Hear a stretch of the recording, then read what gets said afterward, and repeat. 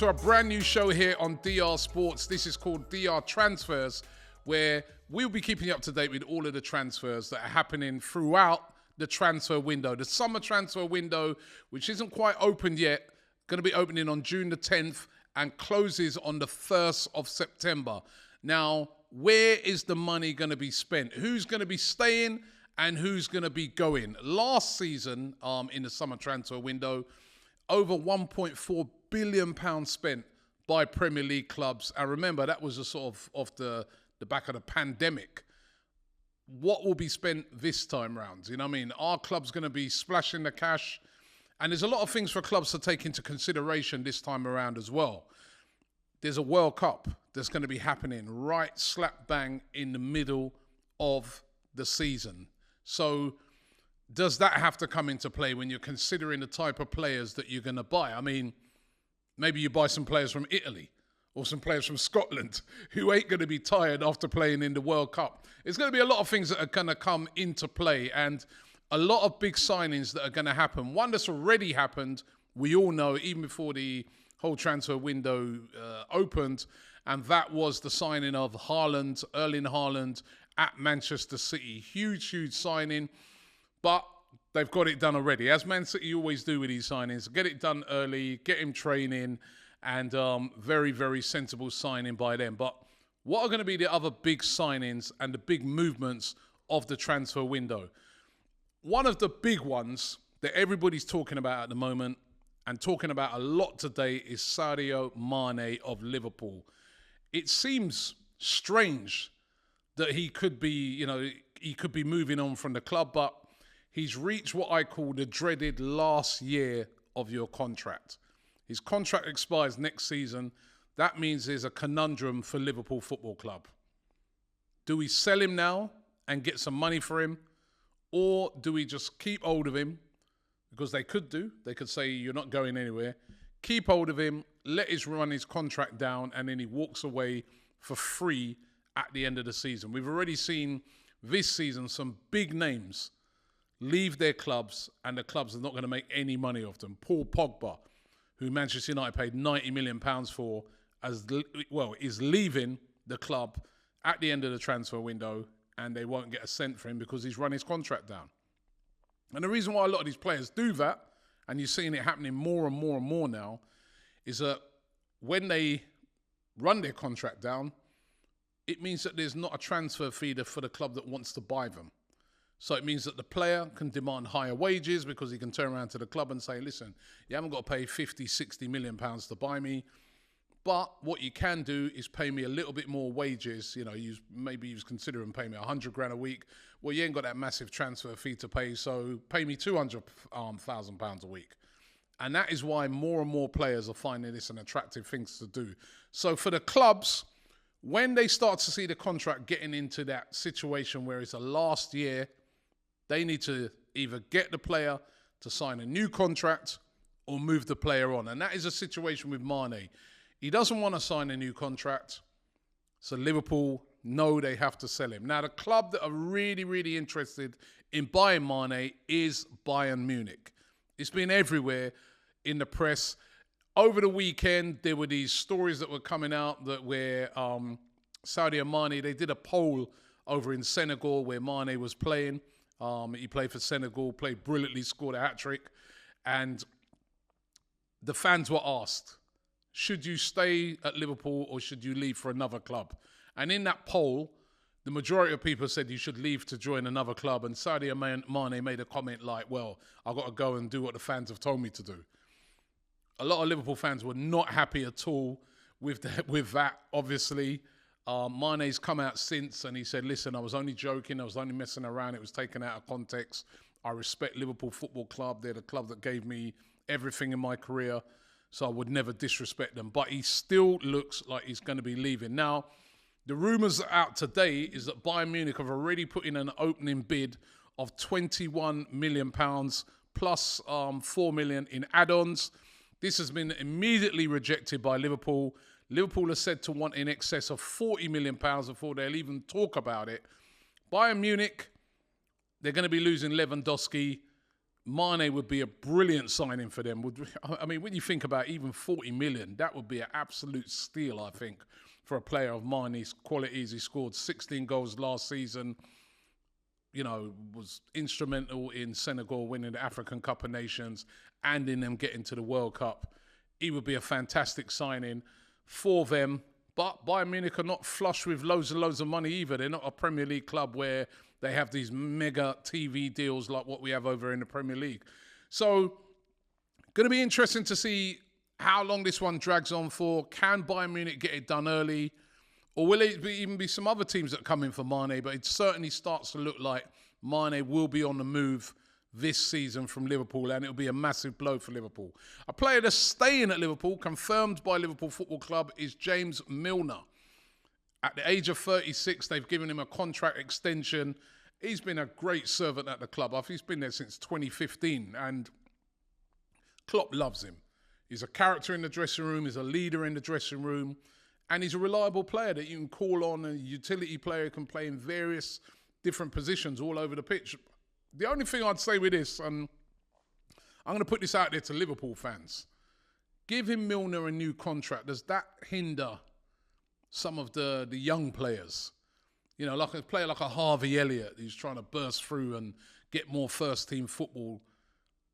Milner signing a new deal, does that hinder him? I don't know. Listen, Liverpool's not my club, but it was just something that I was thinking about. Now, Liverpool, as I said, heavily linked with lots and lots of players. Darwin Núñez is another player that's been linked with Liverpool. Darwin Núñez, of course, 22, plays for Benfica, centre forward, Uruguayan. He had a great performance against Liverpool last season in the Champions League. Very, very good striker. Said he wants to play Champions League football wherever he goes. He's going to be going somewhere this summer. Now, Liverpool said to be interested in him. We've heard that Manchester United are interested in him. But are any of them going to be willing to cough up the sort of money that Benfica are looking for him? Rumoured to be around about £70 million. I don't think they're going to get as much as that, but certainly he is highly rated. There are a lot of people talking about him, and he is young. And Liverpool, as we know, could lead the replacement for Mane, so could make perfect sense. Manchester City and Liverpool in for this next player. And again, this would be a big move if he moved on, and that's Kalvin Phillips at Leeds United. Integral to Leeds. You saw when he was missing for most of the season that he really, really affected Leeds. He burst into the England team when he was playing in the Championship. That's how good he is. And he's really, if you speak to a Leeds fan, Kalvin Phillips is what you say. He's Leeds through and through. From Leeds, really is their go-to guy. But could he leave? I mean, as we know, Leeds, they only just survived relegation. Not going to have mega bucks to spend come this summer. Lots of rumours, when you speak to Leeds fans, not rumours, but a lot of Leeds fans worried that they could be in a similar situation next year fighting relegation if they don't invest heavily in the squad this summer. They won't want to lose him, just like they don't want to lose Rafinha. But these type of players like Kalvin Phillips, like Rafinha, they need to be playing in the Champions League. They want to be playing in Europe. They want to be testing themselves against the best. And remember, this is another thing to take into account with a lot of signings this year. This is a World Cup year. So you want to be playing at the highest level. You want to be in the eyesights, if you're Kalvin Phillips, of, Gareth Southgate. He doesn't want to see Jude Bellingham playing for Dortmund in the Champions League and doing brilliantly, and Kalvin Phillips is sat at home with his feet up because he's playing for Leeds. These things come into people's thoughts. So can Leeds United hang on to Kalvin Phillips this season, or could he be heading to Liverpool or Manchester City? Those are two of the clubs that are interested in him. Man City would love him as a replacement for Fernandinho, who's going to be on his way out. It's going to be, again, a very interesting one to see what happens with him. Certainly a top player. Romelu Lukaku as well. What's going to happen with him? I mean, this is crazy. 100 million, just short of 100 million pounds, he cost Chelsea last season. He was supposed to be the final bit of the jigsaw that was going to make Chelsea challenge to win the league last season. It didn't happen. He was a qualified disaster. And midway through the season, when he went and made that stupid, ridiculous statement in that interview he did over there in Italy, where he claimed that he wants to get back to Inter Milan, and that damaged him even more. He was out of the team. The fans turned on him. Now, finished off the season not too bad, but still didn't deliver on the goal count. And there's a lot of people saying that he could be on his way out. There's been rumours coming out of Italy saying that Inter Milan want to bring him back. And I guess, to me, Lukaku would love that move. But can Inter Milan afford those mega wages that he's on? Any sort of, fee for, bringing him back? We know that that was why they sold him in the first place, because they were struggling with that. I'm not sure they're going to be able to afford that. Maybe some sort of loan deal. There's even rumours coming out of, and these rumours are coming out of Italy, not even London, that Tottenham would be interested in signing Romelu Lukaku. Of course, we know that Antonio Conte worked with him at Inter and is a mega fan of Lukaku. But why would Lukaku go to Tottenham if they've got Harry Kane? I mean, I can only see that happening if Harry Kane was to leave. And despite hearing rumours that Kane could be, there's rumours linking him to Liverpool, and I don't know. I get the feeling that Harry Kane will stay. So what's going to happen to Romelu Lukaku? That is going to be very interesting to see this summer. And it could be another one of those big deals that happen, but that's if anyone can afford him. And then what about my club, Arsenal? Massive links to Gabriel Jesus. Now, Jesus, as we know, Manchester City always does well for City, but never that real starter for Manchester City. Now they brought in Haaland in. How many games is he going to start? Not many. Haaland's going to be the main guy. They've invested a lot of money into him. Haaland's going to be that number 9 down the middle. It's already hard enough to get into that Manchester City team.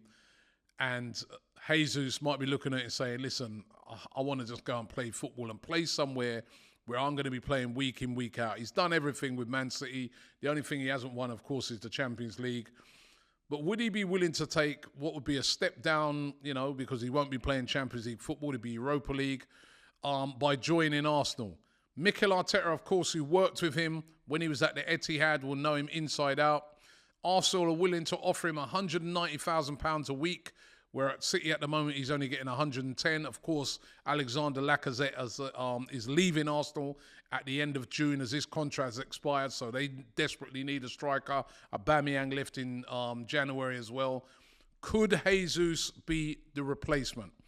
Not going to be an easy deal for Arsenal to do. Manchester City is said to be holding out for £40 to £50 million, which seems a lot. When I was talking about Mane earlier, could be a deal that could get done for 40 million.